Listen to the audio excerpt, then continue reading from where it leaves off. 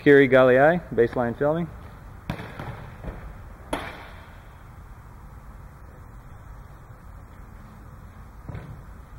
Okay.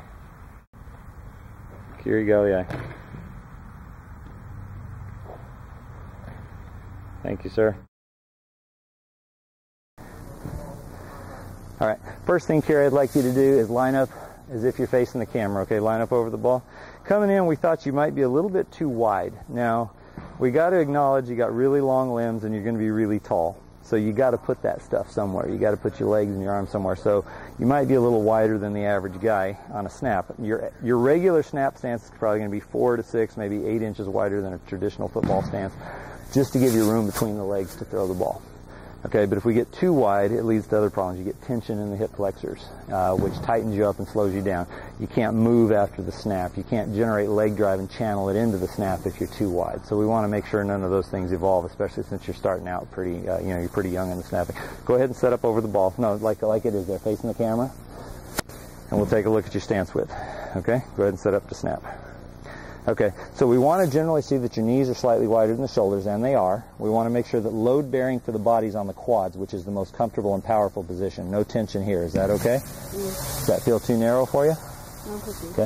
What I might do if I were you, I'd let the toes, just the toes, just let the toes go out slightly, and that's going to keep your knees out of the way. And a lot of people find that's a really comfortable, stable base to work from. Does that feel okay to you? Let's experiment with that this afternoon, okay? Go ahead and set up over the ball now here. And, well, before you do, let me tell you what we saw. You were a little underextended, okay? You didn't have the ball out far enough to get a complete throw. The other thing you had is what we call a steep slope, which means that your shoulders are much lower relative to your hips, so that kind of has your hips pointed up in the air. You're going to have a tendency to snap high. Your upper and lower body meet, it's an arrow point. Wherever it's pointed is where the ball's going to want to go. So we want to have that aimed back at your target.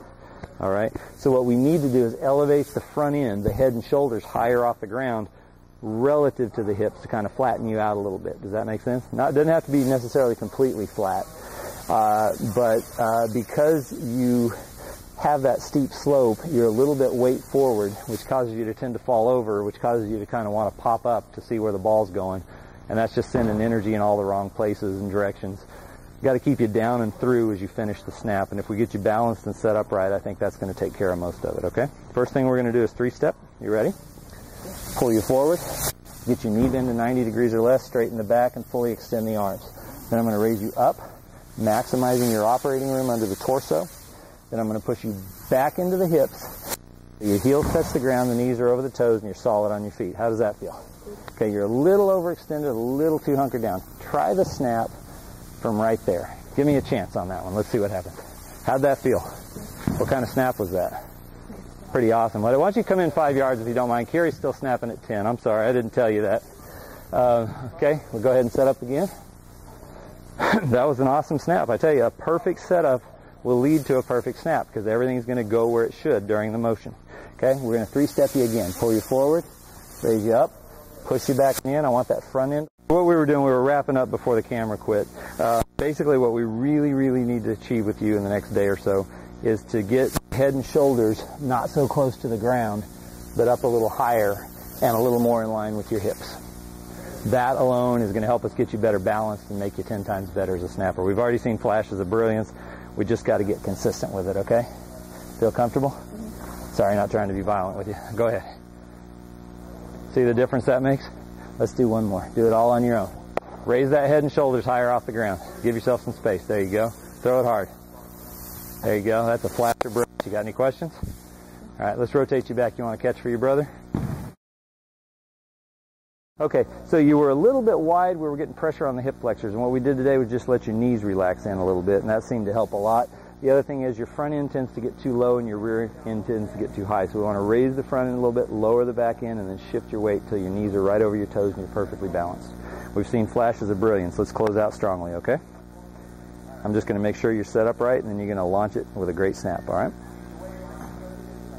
Okay. Don't get too low on the front end. Get settled back so you're not falling off balance. You feel like you got good arm extension? Okay, sit into it a little bit and give it a good hard throw. That is excellent, Kiri. Looking awesome, man. Okay, are you ready? Again, don't get too far forward. Don't get in that habit of being off balance. Go ahead. Raise that front end a little, settle back in a little bit. You feel comfortable? Throw it hard. Not bad. You feel okay?